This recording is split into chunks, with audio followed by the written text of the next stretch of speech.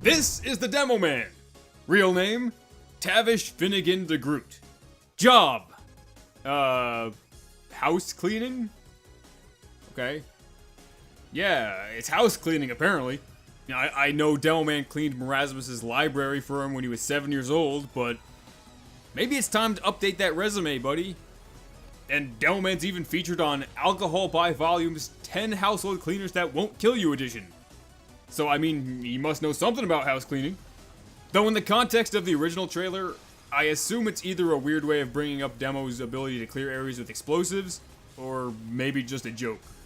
But most of the stuff from those old trailers isn't exactly relevant anymore. Find me a time Demo actually said, "Boom boom baby." Do it. You can't, cause it never happened. So anyway, if you haven't caught on by now, or haven't read the title of the video, this is a complete history of the Demoman so far. And like we usually do, we'll start with the concept art, where there's actually a lot to say this time. In the early development of Team Fortress 2, as the game shifted focus from a realistic modern style to a retro cartoony one, Demoman underwent some of the most major changes when it comes to his earliest concept art. Most obviously, he completely changed races. The dev team would come up with personalities, basic backstories, and nationalities for the classes in order to help the artist conceptualize the character. For Demoman, they planned to go with a more stereotypical angry Scotsman vibe, showing Demoman with pale skin and red hair. As they began the 3D model, they started to feel as if the character was a little bit too generic. He was changed from white to black and partially redesigned in order to both make the character more distinguishable from other classes in the actual game, but also to put a twist on a character that started out as somewhat cliche. And thus, our favorite Black Scottish Cyclops was born. Demoman may have undergone some of the most significant changes when it comes to his earliest concept art to his final design. But through every single one of them, he does have an eye patch. They always knew he couldn't have two eyes. Though you can also see in later designs, it begins to shift more towards him having body armor on his upper body and making it darker and bulkier, allowing it to be more distinguished from the other characters. It's really interesting stuff. At least I think so. The Demoman is voiced by Gary Schwartz, who also voices Heavy. And I talked about him and his work a little bit more in the Heavy History video, so if you're interested at all, you can take a look at that, if you haven't already. But yeah. Moving on. While Sniper and Spy had their original character descriptions completely changed, Demoman had his altered later on.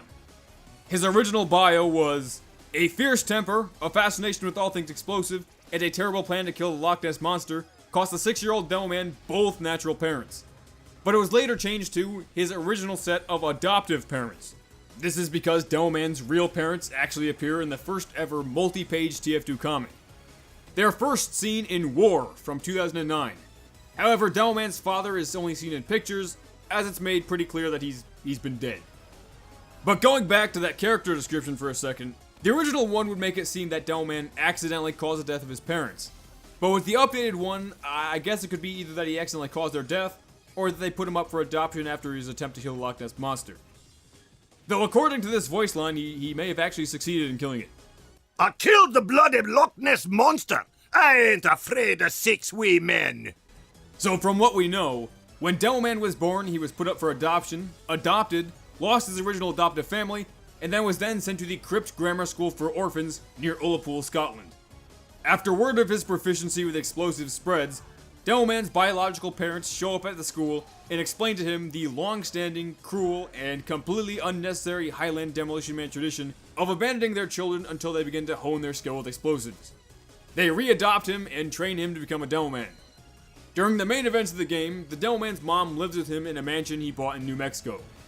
His mom thinks of him as somewhat of a slacker because he doesn't work as many jobs as his father, who apparently had 26 jobs and walked 15 miles in the rain to blow up the Queen of England. For a nickel.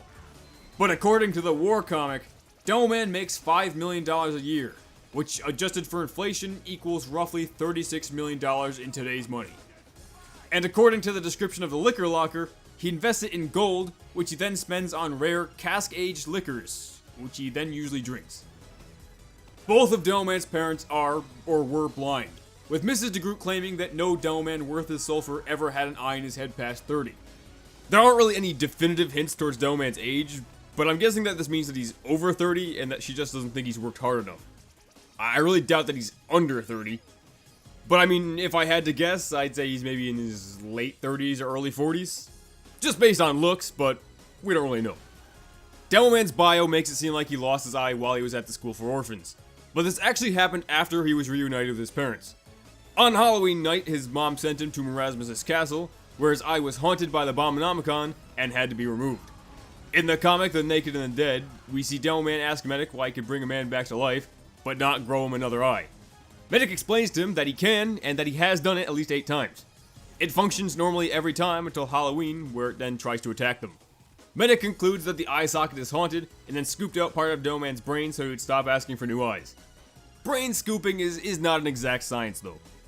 But Demoman's new eye becoming haunted 8 times would seem to suggest that he and Medic have been working together for 8 years. The Naked and the Dead takes place in 1972, but as far as we know, this group of mercenaries didn't start fighting the Gravel Wars until 1968. So either they were hired by Red and Blue earlier than we thought, or possibly Medic and Demo worked together before fighting the Gravel Wars. Though I think the most likely answer is probably that the writers just didn't think about it. But I mean, you could come up with ways to make it work if you really wanted to. It's not really that important. So the whole war update revolved around the Red Demoman and the Blue Soldier becoming friends, and the Administrator forcing them to turn on one another. What's sorta interesting is that this is one of the very few times where the class's team color actually has an important impact on the story. For the most part, the comics kinda blend both teams into one. There isn't usually a Red Scout and a Blue Scout, for example, it's just Scout. That's the character. But in the war comic, the Administrator fears that if the two mercenaries are friends, they may begin to talk about work, and if they begin to talk about work, they might talk about her. Though I do think the story could work without them needing to be on different teams. I mean, it kinda worked in the Heavy Pyro War. They were both red, so, you know. Even though the whole war update focused on the fight between Soldier and Demoman, unused voice lines reveal that they were actually still friends, and were just doing it for show. Dominated! But you're a good man and I love you. Everybody, I don't like this man. He is a soulless monster. I do like you. It's just for show. Dominated! But you're still me best mate. Dominated! But I treasure your friendship. Dominated! You are okay though, right lad?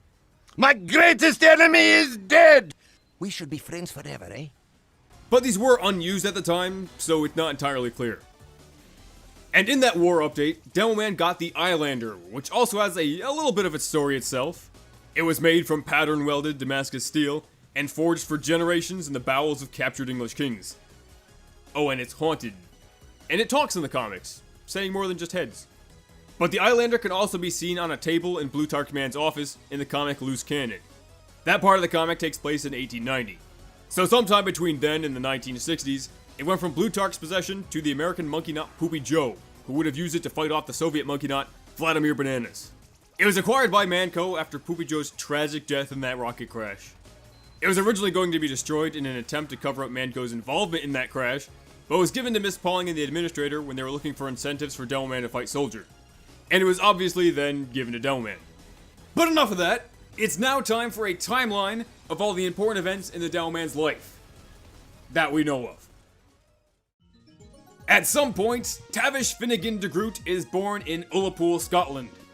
He's put up for adoption by his biological parents, and later adopted by another couple. At the age of 6, Demoman planned and apparently succeeded in killing the Loch Ness Monster. His adoptive parents were either accidentally killed in that plan, or put him back up for adoption after it. Demoman ends up in the Crypt Grammar School for Orphans.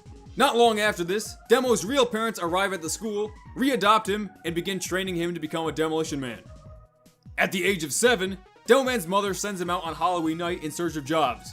He finds Marasmus, and Marasmus has him clean his library.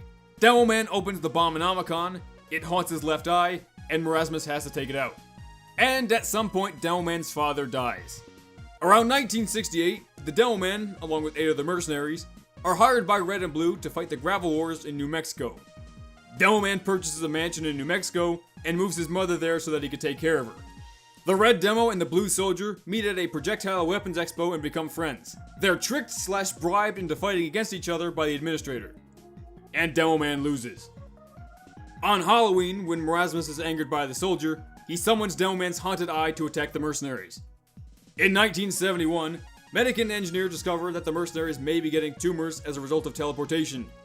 Demoman is getting beard. Later that year, Redman and Plutarch Man are killed by Grey Man, leaving the mercenaries out of a job. Saxon Hale then hires Demoman and the team to defend Manco from Greyman's robots. In 1972, Greyman takes control of Manco. The team disbands, and for the next 6 months, Demoman stays home and watches TV all day, and gets fat. Soldier and Miss Pauling show up at Demo's mansion and tell him that they're getting the team back together. They begin the search for the rest of the mercenaries.